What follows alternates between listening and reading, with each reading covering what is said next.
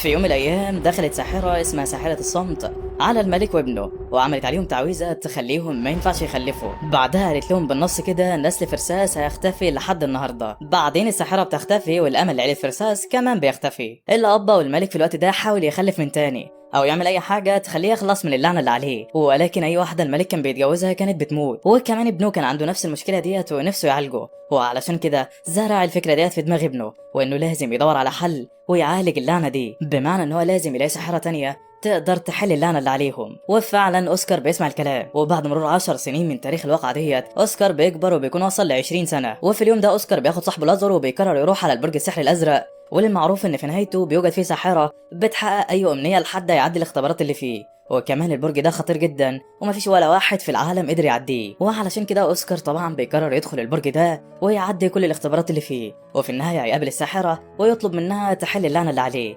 بس هل الموضوع بالسهوله ديت؟ اكيد هنعرف دلوقتي. المهم هما في الطريق لازور كان خايف جدا من البرج ده، وكان عمال يحاول يقنع في اوسكار ان هو يفضل. بيقول له يا عم ده البرج ده خطير جدا ومش هنعرف نعمل حاجه، ما بلاش يعني علشان ما ناكلش على دماغنا. بس اوسكار كان عاقد العزم ومقرر ان هو يروح هناك ويعدي كل الاختبارات. وفعلا وصل على البرج، دخل من البوابه وطلع للدور الاول علشان يعدي الاختبار. الاختبار الاول كان بسيط جدا، كان عباره عن انك تقف في المكان هنا في وسط كل التعابين دي وتحل كمان المعادله ديت، والمفروض انها واحده من اصعب المعادلات في العالم، ولو قدرت تعديها في الوقت المطلوب فهتنجح وهتطلع للدور اللي بعده، ولكن لو خسرت فانت وصاحبك هتموتوا. وفعلا في خلال لحظات معدوده اوسكار كان نجح يحل المعادله وعدى الاختبار. طبعا لازور ما كانش مصدق نفسه، ولا المساعده بتاعت الساحره كانت مصدقه نفسها ازاي هو قادر يعدي الاختبار الاولاني بالسرعه دي. وعلشان كده راحت على الساحره في قمه البرج وقالت لها اللي حصل. قالت لها ان في 2 دخلوا البرج النهارده علشان يتحدوكي وشكلهم كده جامدين، وواحد عدى الاختبار الاول في وقت قياسي. الساحره بعدها بتقول لها ما تقلقيش، هم كده كده شويه وهيخسروا وهيطلعوا يعني زي اللي قبلهم.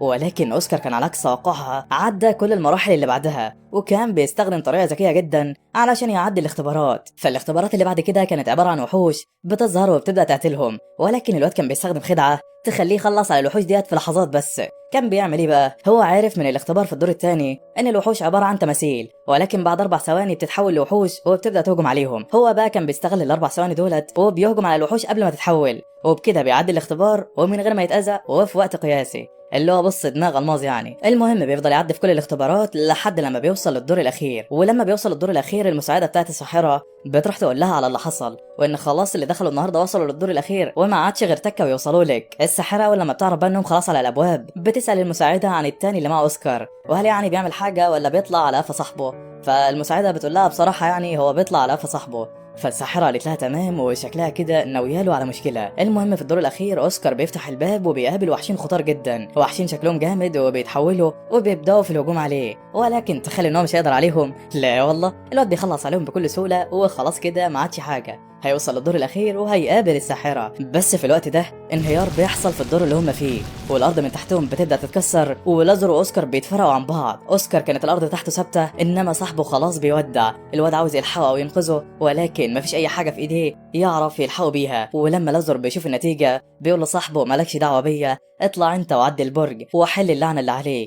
بعدها الواد بيقع قدام صاحبه في مشهد حزين جدا. اوسكار طبعا بعد ما بيشوف صاحبه وهو واقع بيزعل جدا على اللي حصل له، ولكن بيكمل طريقه علشان تضحيته ما تكونش على الفاضي. بيوصل بعدها عند باب كده وبيدخل فيه، بيعدي في اوضه مليانه كراكيب ومش فاهم هي الكراكيب دي هنا ليه. بعدها بيوصل على السطح وبيقابل بنت زي القمر مشاوره له بايديها كده وبتقول له اتفضل هنا. اوسكار فعلا بيروح يقعد على المكان اللي هي قالت له عليه، ولكن كان زعلان جدا، زعلان على صاحبه اللي لسه واقع ومش عارف يعني يبدا كلام معاها. فالساحره اول لما بتشوفه كده بتقول له ما تقلقش يا عم، صاحبك ما ماتش ولا حاجه، ده انا بس نزلته من البرج وحطيته جنب شجره بره وهو نايم يعني وفي احلاها نومه. اوسكار طبعا بيستغرب وبيسالها طب ليه يعني نزلتيني الاساس ما كنت خليتيه معانا. فالساحره قالت له علشان هو ما عملش اي حاجه وانت اللي قتلت كل الوحوش وعملت كل ده، وعيب عليه يعني ينجح من غير ما يعمل اي مجهود. اوسكار في الوقت ده بيطمن جدا علشان صاحبه طلع عايش، وبيشكر الساحره على اللي عملته. بعدها بيتعرفوا سوا وبيطلع ان الساحره ديت عندها اكتر من 400 سنه، بس هي مثبته تقدم جسمها في السن، وعلشان كده شكلها زي القمر زي ما انت شايف كده يا صديقي. اوسكار طبعا بيقول لها تمام، وبيبدا يحكي لها عن السبب اللي مطلعه البرج ده وليه يعني عاوز يقابلها ويتمنى امنيه. بيعرفها انه وهو صغير ساحره الصمت القت عليه لعنه، ومن وقتها وهو بيحاول يحلها، بس كل الكتب والطرق اللي ذاكرها جابته لحد هنا، وهو يعني دلوقتي مستنيها تحل له اللعنه اللي عليه. وفي الوقت ده فعلا تناشا بتبدا تستخدم قوتها علشان تحلل المشكله، وبتعرف بتعرف ان اللعنه اللي على اوسكار لعنه معقده جدا، وعلشان تقدر تحل اللعنه ديت هتحتاج اكتر من 6 شهور لفكها. ولكن بعد ما تفسر اللعنه لاكتر من مره بتكتشف ان في حل تاني سهل جدا، والحل بقى باختصار يا صديقي انها تدور على بنت عندها قدرات سحريه تقدر تستحمل قوة اللعنة دي، وبعدها تخلي اوسكار يتجوزها، وبكده هي حلت المشكلة وما استنتش 6 شهور ولا اي حاجة. بس بقى لما اوسكار بيعرف الحل بتاعها ما بيكونش عاجبه نهائي، وده لانهم ما حلوش المشكلة من الاساس، وكمان مفيش ضامن ان البنت اللي هتجيبها الساحرة هتكون حلوة او سنها مظبوط يوافق سن اوسكار. وعلشان كده الواد بيسأل الساحرة وبيقول لها طب هل انت تقدري تستحملي اللعنة دي؟ الساحرة بكل استغراب كده بترد عليه وبتقول له اكيد يعني هقدر، انا ساحرة قوية واقدر استحمل اللعنة دي. فاوسكار بيقول لها خلاص اتفقنا، بص يا بنت الناس، انا كده كده ليا امنيه عندك، امنيتي باختصار هي انك تسيبي البرج ده وتيجي تعيشي معايا في القصر وتكوني زوجه ليا. تيناشا اول لما بتسمعه بيطلب كده بتتصدم، بترفض طلبه طبعا وبتقول له اكيد لا، وده لانها ما كانتش متوقعه ان حد ممكن يطلب الطلب ده. بس اوسكار كان مصمم بطلبه ده وقال لها انا مش هقبل غير بالامنيه ديت. ومن هنا لهنا اتفقت تيناشا مع اوسكار انها تروح معاه القصر لمده سنه واحده هتعالجوا فيها من اللعنه اللي عليه وهتكمل حياتها في البرج هنا عادي. اوسكار طبعا وافق على العرض بتاعها وقال لها لو في السنه دي غيرت رايك في اي وقت عاوزه تتجوزيني فما تقلقيش انا كمان عاوز اتجوزك. البنت طبعا بتتحرج منه والوقت شكله مش سهل يا صديقي. المهم بعدها بينزلوا من البرج السحري وبيقابلوا لازور تحت، واللي لما بيشوف اوسكار ما بيكونش فاهم اللي حصل معاه ولا عارف اي حاجه. بعدها بيرجعوا على القصر وتيناشا بتعمل عليه تعويذه حمايه طول ما هي هنا، وبتقرر هي بعدها تسيبه وتلف في القصر علشان يكمل شغله. بتتعرف على كل الناس في القصر وبيكون معاها لازور، واللي لما بتشوف المحاربين بيتبرزوا بتساله على الشخص ابو شعر احمر ده وهل هو يعني قوي ولا ايه دنيته. فبيعرفها لازور ان هو تاني اقوى واحد في الجنود من بعد الامير ومحدش تقريبا بيقدر يكسبه غيره. فلما بتسمع تيناشا بالموضوع بتاخد سيفها وبتقول له ما تقلقش خلاص هيبقى التالت من النهارده. بتنزل عليه علشان تواجهه وفعلا بتقدر تهزمه، وشكلها كده مش ساحره وبس يا صديقي. المهم بتخلص يومها وكانت راجعه للقصر، ولكن المساعده بتاعتها بتظهر. ايوه بتعرفها ان حصل مشكله في البحيره الشرقيه ولازم تزورها في الحال وتحل الدنيا. على طول تيناشا بتروح تبلغ اوسكار عن اللي هي هتعمله، والواد بيقول لها لا،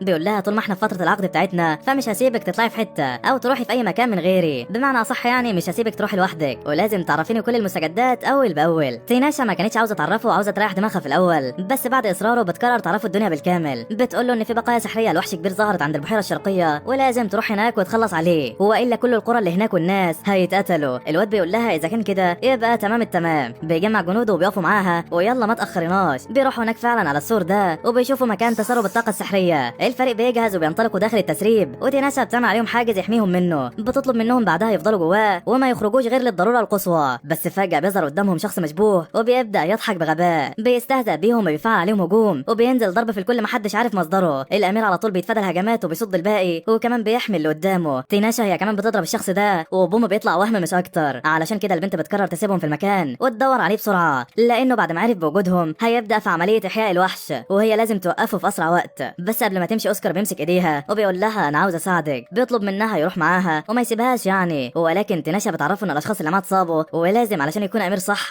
يفكر في اتباعه الاول. الواد بالرغم بقى ان هو مش عاوز يسيبها، بعد ما بيفكر في الكلام اللي قالته بيعرف ان عندها حق وبيسيبها. بيطلب منها تكون حذره وفعلا البنت بتسمع الكلام وبتمشي. في الوقت ده بقى كانت السحرة اتجمعوا في المكان هنا وبداوا يفوقوا الوحش، بيستخدموا كل سحرهم عليه وفعلا كان خلاص هيتحرر. بس فجأة تيناشا في المكان وبوم بتخلص عليهم واحد ورا التاني، محدش قادر عليها. بتخلص على الكبير بتاعهم كمان وبتقول له وريني هتعمل ايه. بس الوحش كان اتحرر بسبب التعويذ اللي عليه والبنت خلاص هتموت. بتبدا معركة طاحنة ما بينهم والوحش كان قوي جدا وعنده قدرات تجديدية بتعالج جراحه. تيناشا طبعا ما كانتش قادرة عليه وعلشان كده البنت بتسيب دفاعها، بتجهز تعويذة بكل قوتها علشان تضربه بيها وتقتله. الوحش بقى بيستغل الفرصة وانها ما عندهاش دفاع وبينط عليها يعورها. البنت كانت خلاص هتموت وهوب ده عندها يلا. تيناشا بتضربه بالهجوم المميت وبتقدر تخلص عليه. بعدها التنين اللي معاها بيشيلها بالجراح ديت يرجعها للقلعة. بتكون تعبانة جدا ومغمى عليها من الوجع وبيحطوها في أوضة بيبداوا يعالجوها. اوسكار طبعا كان قلقان عليها جدا وزعلان علشان اتعرضت لكل ده بسبب ضعفه، مش هيسامح نفسه لو في اي حاجة حصلت لها. المهم البنت ديت بتعرفه انها بقت بخير واوسكار بيقرر يروح عليها علشان يشوفها. بيدخل فعلا وهوب بيتفاجئ، الله هو انت كبرتي ولا ايه؟ تيناشا بتعرفه انها علشان تشفي الجرح ده قررت تكبر نفسها شويه وتسيب الخلايا بتاعتها تعالج نفسها مع مرور الوقت، وعلشان كده شكلها اتغير يعني وبقت كده. المهم في الوقت ده اوسكار بيشكرها على التضحيه اللي عملتها ليهم وبيعرفها ان المره اللي جايه مش هيسيبها لوحدها ابدا. البنت بتشكره على كلامه وكانت في قمه السعاده. المهم تاني يوم تيناشا بتبدا تقصف شعرها اللي طول والمساعده لما بتشوفها بتزعق لها علشان بتقص غلط. بتبدا تظبط لها الدنيا وتروق على شعرها، وبيتكلموا عن الامير وطفولته. بتحكي لها المساعده بقى عن قد ايه هو شجاع وكل الحكايات دي. تيناشا طبعا بتتاثر بكلامها عنه، وبتروح بعدها تقابله، بياخدها عند ابوه وبيعرفوا ان ديت هي العروسه اللي هو اختارها. الله، ده ايه الحلاوه ديت يا عم. طبعا البنت بتنكر وبتعرف الملك انها جايه تقعد سنه هنا مش اكتر، وبالمره يعني هتحاول تعالج اوسكار من لعنته. فاوسكار بص لها كده وقال لها طب لو ما عرفتيش يبقى لازم تتحملي النتيجه، وكان في قمه السعاده. المهم في الاثناء ديت بقى، وتحديدا عند الوحش الاخير، كان في 2 ماشيين كده بعد ما اخدوا الحجر السحري للوحش، شكلهم كده مش اشرار وماشيين في امان الله. بس فجاه بيظهر لهم واحد من وراهم بيحدف عليهم تعويذه بتقتل الواد ده، والبنت كانت خلاص هتموت، بس صاحبها بيضحي بنفسه حياته علشان بس يلحقها. والشكل كده الواد ده مش سالك يا صديقي. المهم في القصر في الوقت ده كان الامير خرج هو وصاحبه لازر علشان يعملوا مهمه. المهمه كانت انهم يخلصوا على وحش في الغابه قتل مجموعه من المغامرين ومحدش عارف هو ايه. المهم بيلاقوا الوحش فعلا، وبيكون عباره عن نبات متوحش بيطلع سم من بقه. بيحاولوا يقتلوها بكل الطرق ولكن بلا جدوى. النبات بيطلع سم من كل حته، ولازر بيصاب بيها، بيغمى عليه من التعب، واوسكار هو كمان كان هيصاب. بس فجاه بتظهر بنت زي القمر قاعده على شجره، بتاخدهم على بيتها كده وبتعالج لازر من اصاباته، وبتعمل لهم اكل وبتروق عليهم. وبيتضح ان البنت ديت ساحره هي كمان، واسمها لوكريزيا. هي طبعا ما بتحبش تتدخل في امور البشر، بس بسبب الحاجز اللي على جسم الامير حست انه له علاقه بصاحبتها تيناشا، وعلشان كده انقذتهم. وبتسالهم بعدها عن اخبارها وليه يعني هي عملت حاجز على اوسكار وكل الحاجات دي. الواد بيحكي لها على كل حاجه وانه بيحبها وعاوز يتجوزها، بس هي لحد دلوقتي مش راضيه. فالساحره بتقول له ما تقلقش يا عم، انا عندي خبره في الحوارات ديت وهساعدك. وفعلا بتعمل عليه تعويذه هتاثر في الحوار. المهم بيرجع اوسكار وصاحبه على البيت، وتيناشا بتلاحظ حاجه غريبه جدا. بتلاحظ ان تقلبات الطاقه السحريه في اوسكار بتتغير وكانه بيحب بنت تانية. المهم بتحاول تساله عن اللي فيه ليل نهار، بس الواد ما بيقولهاش اي حاجه، وعلشان كده بتكرر تروح لصاحبه لازر وتستفسر منه على اللي حصل. ولكن لازر ما بيكونش فاهم هي تقصد ايه، وبيعرفها ان الامير عمره ما كان بيحب بنت في حياته. فبتستغرب تيناشا اكتر، وبتقعد مع كل اتباعه تحكي لهم على اللي هي حاساه، وبتسالهم يعني عن الريحه اللي حواليه وهل هم شامينها ولا لا. بس ما حدش بيشم الريحه ديت غيرها. وتيناشا وقتها بتفهم كل حاجه، بتتعصب جامد وبتروح على اوسكار تساله اذا كان قابل ساحره غيرها ولا لا. فاوسكار بيقول لها ايوه، وبيحكي لها عن لوكريزيا. فوقتها تيناشا بتفهم كل حاجه، بتفهم ان الساحره عملت عليه تعويذه تخليه منجذب ليها، وهي كمان تحس بحاجه ناحيته. وعلشان كده بالليل البنت بتروح لاوسكار وهو نايم، وبتعمل عليه تعويذه اجمل من اللي عليه، بتخليه يحلم ان هو بيطلع على البرج بتاعها، وفي الاخر بيخلص عليها. وده طبعا علشان تلغي تاثير التعويذه اللي عليه. بس اوسكار كان زعلان جدا وصحى مرعوب، وقال لها اوعي تخليني اعمل كده من تاني، حتى لو انا هموت نفسي انا مش ممكن اسامح نفسي لو اذيتك. تيناشا بتهديه وبتقول له ده كان مجرد وهم مش اكتر، ما تشغلش بالك انت يا عم. وبعدها بتطير على الغابه، بتروح تقابل لوكريزيا علشان تعرف هي عملت كده ليه. لوكريزيا بتفضل تهزر معاها وتقول لها يا ست عادي، ادي لنفسك فرصه يمكن تكون عيله ونشوف ولادك ولا حاجه، ولا انت حبيت العزوبيه ولا ايه. تيناشا بتعرفها انها مش عاوزه حد يتدخل في الموضوع، وبتطلب منها ما تعملش حاجات زي دي من تاني علشان يعني ما يحصلش مشاكل ما بينهم. فلوكريزيا بتقول لها تمام، وبتعتذر منها علشان عملت كده. بتدي لها كمان حاجات كاعتذار تساعدها في ازاله اللعنه اللي عليه. وبعدها تيناشا بتمشي، بترجع القصر وبتقابل الامير، بتحس بألفة ناحيته كده اكتر بعد الكلام اللي قاله لها امبارح، وشكلهم هيخربوا الدنيا. المهم بعد كام يوم اوسكار كان عمال يتدرب هو والجنود بتوعه، والواد شغال كسح فيهم ومحدش قادر عليه ولا عارف يسد قصاده. بيشوف تيناشا معديه كده من جنبه، وبيقول لها ايه يا بطل الابطال، ما تيجي تاخدي دورك انت كمان. تيناشا كانت عارفه انها صعبه تكسبه بالسيف، وعلشان كده بترفض وما بترضاش تقتله. بس اوسكار بيقول لها استخدمي السحر بتاعك عادي، انا كده كده جامد ومش هتقدري عليا. البنت وقتها بتتعصب منه وبتقول له تمام. بيبداوا في المواجهه بكل شراسه، واوسكار بيستخدم السيف بتاعه، ضربات من هنا على هنا، وبتخلص المعركه بالتعادل. بس البنت ديت كانت لاحظت ان تيناشا ما بتستخدمش كل قوتها في القتال، وتحس كده انها بتواجه اوسكار وبتعلمه المبارزه. هو في حاجه هي بتفكر فيها ولا ايه؟ ما علينا. المهم اوسكار بيرجع على القصر وبيقابل ابوه هناك، وبيعرفه ان في شخص عاوز يقابل تيناشا، وشكله كده يعرفها من زمان. اوسكار طبعا ما عرفش هو ازاي متاكد انها موجوده، وخايف لا يكون الاخبار اتسربت ولا حاجه. في نفس الوقت ده بقى كانت تيناشا قاعده مع لوكريزيا وبيتكلموا وبيتناقشوا في حوار الجواز. البنت لوكريزيا عماله تنكشها وتخليها تقرب من اوسكار اكتر، بس تيناشا مش موافقه على الارتباط، وبتقول لها انا ساحره وعندي مواويل كتيره ومش عاوزاه يتورط معايا، انا مش هوافق بالفكره ديت. في الوقت ده بيدخل عليها اوسكار وبيقول لها على الشخص اللي عاوزها. بتروح تقابله فعلا، والراجل كان مبسوط جدا، بيعرفها بنفسه انه واحد من مشعوذين بلده كوراس، والبلده ديت حاليا في حرب مع دوله مجاوره. ومن الاخر كده اول لما سمعت ان الساحره الاسطوريه هنا قلت اجي اطلب منها المساعده واكسب الحرب. تيناشا لما بتسمعه بتتعصب جدا وبتقول له انت جاي بصفتك ايه تطلب وتتمنى مني اساعدك؟ اوعى تكون طلعت البرج بتاعي وانا مش عارفه، ولا مفكر نفسك صاحبي ولا ايه؟ يلا امشي من هنا دلوقتي. الراجل فعلا بيمشي وهو زعلان ومتعصب جدا وعاوز ينتقم منها. بيشوف البنت ديت قاعده كده بتقرا، وبيجي له فكره يستغلها بيها. بالفعل واثناء ما كانت تيناشا راجعه على اوضتها، بوم مره واحده البنت ديت بتظهر من وراها ماسكه سيف روحها عليها، وشكلها كده عاوزه تقتلها، ولكن بيوقفوها في اخر لحظه. والبنت في الوقت ده بتزعق لتيناشا، بتقول لها امشي من هنا، امشي، الامير مش عاوزك ولا احنا عاوزين ساحره تساعدنا. البنت وقتها بتحس بالانكسار وبتزعل، والكلمه بتاثر عليها جدا، والشكل كده الموضوع ده عندها عقده من زمان. اوسكار بقى ما بيسيبهاش تزعل وبيضمها ليه، بيطبطب بيطبطب عليها كمان، وشكلها كانت زعلانه جدا. المهم لوكريزيا بتعالج البنت من السحر اللي عليها، وتيناشا بتفضل تفكر في كل الكلام اللي اتقال. تاني يوم بقى الصبح بتستدعي اوسكار في البرج بتاعها، وبتقول له امسك سلاحك وتعالى نتقاتل، علشان انت لازم تكون اقوى في اسرع وقت. الواد ما بيفهمش هي عاوزه ايه منه، ولكن بيفضلوا يتقاتلوا سوا.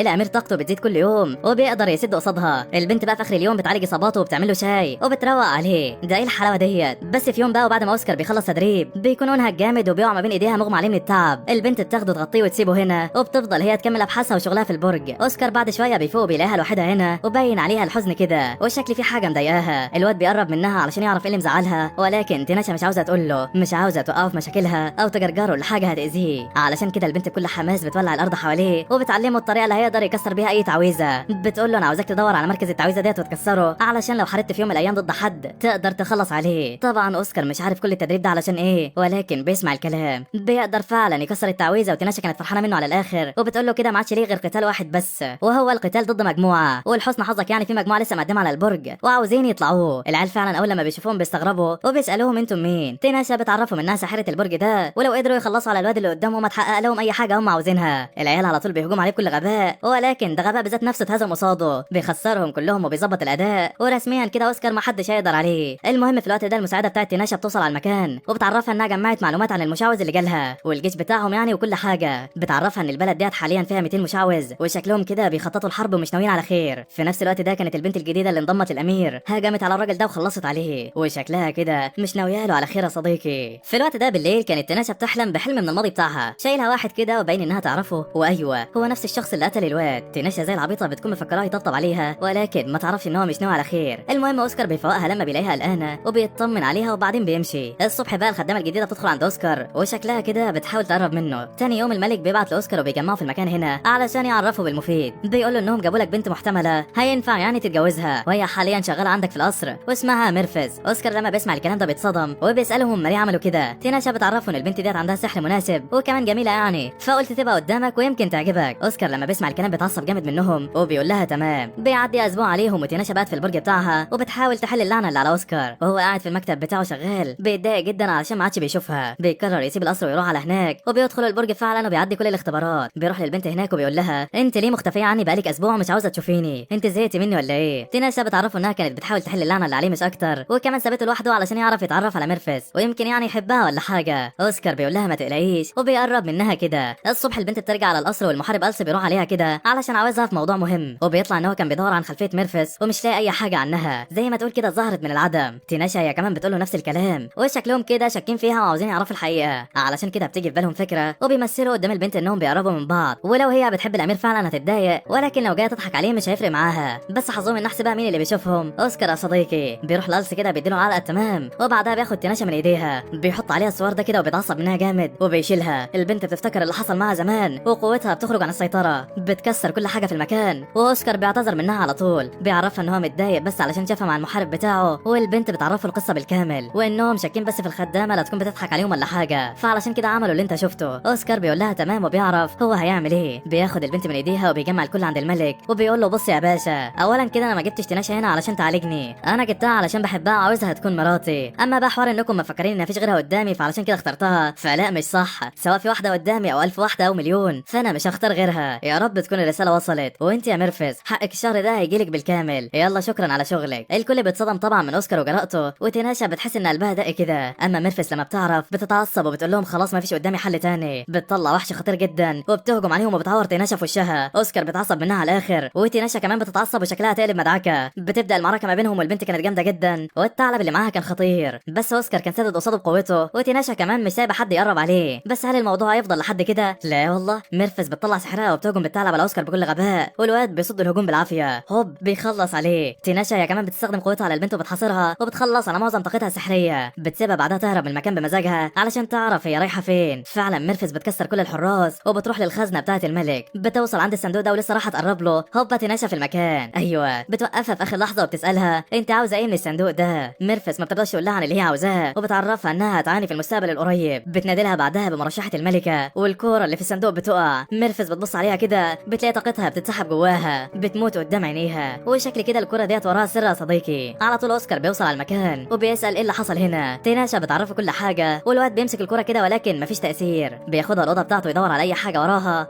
ولكن مفيش حاجه بتبان هنا. المهم الصبح تاني يوم كان المشعوذين بدأوا الحرب بتاعتهم في التدمير ودمروا البلد ديت. الزعيم بتاعهم اسمه لاناك وهو نفس الشخص ده. في نفس الوقت ده بقى كانت تيناشا خلاص خلصت تحليل اللعنه اللي على اوسكار وعملت حاجه مضاده ليها بتستناه لحد لما ينام بالليل وبتروح تعملها عليه وفعلا بتقدر تعالجه من لعنته. الصبح الواد بقى بيصحى بيلاقي جسمه كله عليه علامات غريبه وبيفهم ان تيناشا هي اللي عملتها. بيسالها على اللي حصل والبنت بتعرفه ان هو خلاص بقى تمام، هي كده فكت اللعنه اللي عليه وينفع يتجوز اي واحده هو عاوزها. بتكون خلاص ماشيه ولكن اوسكار بيمسكها من ايديها وبيشكرها على كل اللي عملته وكان فرحان جدا. بعدها لازارو بيروح لاوسكار يعرفه بالجديد وان في احتفال معمول عندنا بخصوص عيد ميلاد الملك والمفروض يعني انت وتيناشا تحضروا فيه وتكونوا موجودين. تيناشا ما بتكونش عاوزه تروح في الاول بس اوسكار بيصر ياخدها معاه وفعلا بيروحوا على هناك. الحفله بتبدا فعلا والبنت ديت بتروح لاوسكار تقرب منه وتوقعه يعني في الكلام. تيناشا بتروح جنب الملك يشكرها علشان عالجت ابنه وبيشوفوا هما الاثنين البنت ديت وهي شاده اوسكار من ايديه وما بيكونوش فاهمين هي ناويه على ايه. تيناشا بقى كانت طلعت من الحفله مخنوقه وهوبا بتحس بحاجه بتدخل جري على مكان اوسكار بتزعل البنت وتمشيها من المكان. اوسكار ما بيكونش فاهم في ايه والبنت بتعور صباحها على طول بتقرب جنب ودانه كده وبتعمل عليه تعويذه تخفي الحمايه بتاعتها من عليه. بعدها البوابه بتتفتح ولاناك بيظهر بيقرب من تيناشا كده وشكلهم يعرفوا بعض من زمان. تيناشا بتسلم عليه كمان وخلاص هيمشوا بس لاناك ما بيعجبوش شكل اوسكار وكان عاوز يقتله. تيناشا بتمنعه بتقول له ده عبيط مش هيقدر يعمل حاجه. اوسكار بيتعصب وبيروح ناحيتها والبنت بتدي له واحده كده بالسيف علشان تهديه وشكلها كده بتخطط لحاجه وعاوزه اوسكار يفهمها يا صديقي. على طول الصبح اوسكار بيخلص كل اللي وراه وبيجمع الجنود بتوعه وبيقول لهم يلا على الغابه احنا هنروح للساحره نعرف منها كل حاجه. الساحره بتطلع له قبل ما يتحرك وبتقول له ما تقلقش انا موجوده واعرفك كل اللي انت عاوزه. على طول بيدخلوا جوه والساحره بتساله انت بتحب تيناشا ومستعد تضحي بحياتك علشانها ولا ايه؟ اوسكار بيقول لها واضحي بحياه اي حد علشانها هي كمان انا مستحيل اسيبها. الساحره قالت له اذا كانت ديت عزيمتك فركز معايا بقى علشان احكي لك كل حاجه عن تيناشا وعن الشخص اللي اخدها ده. اولا كده تيناشا هي اميره مملكه تولدار المفقوده واتولدت بسحر اسطوري وكان مقدر ليها العرش وحكم البلاد دي. بس الملك كان عنده اخ وخلف ابن وسماه لاناك وعلى عكس تيناشا لاناك كان سحره ضعيف جدا مقارنه بيها يعني وكانوا مخطوبين لبعض وخلاص هيتجوزوا بس الواد بيسيطر عليه الحقد والغضب ناحيتها وبيشيلها في يوم كده يحطها على المكان هنا علشان يضحي بيها ويفضل يضربها بكل غباء ويحاول يقتلها وجنبها مشعوذين بيعالجوها علشان تفضل عايشه وتستحمل العذاب ده كله. وكنتيجه لكده لاناك هيمتص الطاقه السحريه بتاعتها ويكون اقوى واحد في العالم. بس البنت بتتعصب منهم وبتفعل كل قوتها في المكان وبتدمر كل حاجه بتقتل المشعوذين الموجودين وبتدمر المدينه باللي فيها. لاناك بيهرب في اخر لحظه وتيناشا بتقع في المكان هنا بعد ما تدمر بالكامل بيغمى عليها لمده 3 ايام وبعدها تصحى تلاقي الدنيا خربانه ومن وقتها وهي عملت برج سحري لنفسها وعاشت فيه بتدور على لاناك وشكلها كده مخططه لحاجه. في الوقت ده كانت لوكريزيا خلصت كلامها واوسكار فهم الدنيا بالكامل. قال لها هل انت بقى شايفاها بتحبني ولا عاوزه تهرب مني؟ لوكريزيا بتقول له لو ما كانتش بتحبك ما كانتش هتقرب منك كده وتلغي الحمايه قبل ما لاناك ياخد باله. يلا انت عارف هتعمل ايه. اوسكار فعلا بيطمن وبيقرر يدغدغ الدنيا علشان يلاقي حبيبته. بيعرف الملك انه هيقتل لاناك وهيرجع لهم بعروسته قريب وهيتخطبوا بعدها بشكل رسمي. ابوه بيتعصب منه علشان طريقته الهمجيه بس اوسكار بيفضل ثابت على قراره وبيقول له هرجعها برضه وعلشان كده ابوه بيضحك وبيقول له خلاص تمام يا باشا يلا روح هات عروستك وتعالى وشكله هيدغدغ الدنيا. في الاثناء ديت كانت تيناشا قاعده مع لاناك وبيخططوا يعملوا تعويذه تغطي القاره بالكامل وتقتل كل الناس اللي فيها. تيناشا طبعا ما حدش فاهم هي عاوزه تعمل ايه ولا بتخطط لايه من الاساس وعلشان كده كل يوم بالليل كانت بتروح للناس اللي عاوزين يحاربوا لاناك وبتوقفهم بتطلب منهم ياجلوا الحرب لمده اسبوعين وطبعا الامراء والكل بيرفضوا طلبها بس هي عندها طريقه في الاقناع واللي مش هيعجبها هيتمرجح. اوسكار كمان كان وصل على المكان اللي هتحصل فيه الحرب ولكن مستغرب جدا مستغرب علشان ما فيش اي تحركات من جيش البشر ومش عارف هم طلبوا ليه من الاساس. هو طالما انتم خايفين من المشعوذين قوي كده طلبتم مساعدتي ليه؟ في الوقت ده المساعدين بتوعه بيعرفوا باللي وصلوا له واكتشفوا ان التاخير ده مش بسبب الضعف ولا الخوف ولا اي حاجه من الحاجات ديت ده بسبب ان الامير روست بيقابل تيناشا كل يوم على السطح بالليل وبتخليه ياجل الميعاد. الواد اول لما بيعرف بيتعصب جامد وبيطلع على السطح علشان يقابلها. البنت بتظهر فعلا ولما بتشوفه بتتصدم. اوسكار انت ايه اللي جابك هنا؟ الواد بقى لما بيشوفها بيتعصب منها ولكن اللي معاها بيهربوا بيها في الحال وشكله كده مش هيعرف هي بتخطط لايه. المهم بيستنوا اسبوعين زي ما هي قالت لهم ولكن بيلاحظوا اختفاء ناس كتيره جدا من انحاء العالم وشكل كده خطتهم خلاص كملت. الصبح الكل بيتجمع والجنود بتجهز وهي الى الحرب يا رجال. بس في الوقت ده المشعوذ دارك بيظهر فوق الجنود وبيخطفهم. الكل بيتنقل في مكان مليان مشعوذين من كل حته وخلاص اتحصروا هيموتوا. لاناكوا كمان بيظهر قدامهم وبيستهزأ بالكل بعد ما وقعوا في الفخ بتاعه. بيقول لهم اجهزوا علشان هتشوفوا العظمه بتاعتي اجهزوا علشان هتشوفوا اللي عمركم ما حلمتوا بيه. بينده بعدها على عروسته واللي بتطلع تيناشا. البنت بتشوف اوسكار وبتتاثر وبيبداوا الطقوس. لاناك بيحط ايده عليها وبيمتص الطاقه السحريه بتاعتها وبيبدا يعمل المدعكه. دوائر سحريه كبيره بتظهر وبتمتص الطاقه من البحار ما حدش عارف ايه ده. بيفضل يزيد عدد الدوائر لحد لما بيوصل ل5 في المجمل. بعدها بيحصل ما بينهم اتحاد والدايره العظيمه بتظهر. خلاص لانك فاضل له تكه وهيحقق حلمه هيخلص على كل البشر. بس تخيل بقى ان تيناشا هتسيبه يعمل كده. لا والله البنت بتلغي السحر بتاعه وبتتحكم في التعويذه بداله وبتقول له اخيرا جه اليوم اللي استنيته اكتر من 400 سنه. اخيرا هحرر الارواح اللي اتقتلت بسببك واحرق دمك قدام الشعب كله. الواد طبعا اتجنن وما عادش فاهم هي ازاي قدرت تتخلص من تعويذه السيطره بتاعته، ولا ازاي اصلا بتتحكم في التعويذه ديت. تيناشا ما بتتحكمش في التعويذه ديت وبس، لا دي كمان بتغيرها نهائي، بتخلي اتباعها يحموها وبتبدا تظبط كل حاجه. لانك طبعا لما بيشوف اللي بتعمله بيتجنن وبيأمر الكل يضربوا فيها ويقتلوها. ولكن تخيل انها تموت والاسد اوسكار في المكان، قولها معاه صديقي. لا والله الواد بيصد كل الهجمات عليها وبيقول لها ما تقلقيش، انا مش عارف انت بتعملي ايه بس اعرفي اني معاكي. البنت بتفرح بكلامه وبتسمع الكلام وبتعمل تعويذه ولا في الخيال. التعويذه بتحرق ارواح كل اللي ماتوا في المكان هنا، وكمان بيظهر 12 شيطان. الشياطين ديت تيناشا بتتحكم فيهم وبتأمرهم يخلصوا على كل المشعوذين. وطبعا انتم عارفين النتيجه، الضرب بيشتغل في كل مكان. وده ايه العظمه دي يا جدعان؟ لانك بقى بيستغل انشغال الكل وبيهرب من المكان. ولكن تخيل ان اوسكار هيسيبه. لا والله الواد بيروح لحد عنده بضربه واحده بيخلص الكلام. اخيرا الحرب بتخلص زي ما تيناشا كانت عاوزه، والبنت بتسلم نفسها لاوسكار، بتقول له يلا اقتلني وخليني اخلص من كل الذنوب دي. الكل كمان بيطلبوا منه يخلص عليها، ولكن الواد بيرفض. بياخدها على القصر يعالجها ويفوقها. والبنت لما بتفوق حرفيا بتتصدم، هو انا لسه عايشه ازاي؟ اوسكار بيقول لها بسيطه قوي، انا قلت للكل انك خطيبتي واللي هيقرب منك هزعله. وطبعا محدش قدر يعمل حاجه. تيناشا بتقول له ده من امتى ان شاء الله؟ انت ما اخدتش رايي اصلا. اوسكار بيهدي الموضوع وبيضحكها، والاتنين بيقربوا من بعض اكتر. وخلاص شكلها تحلو ولا ايه؟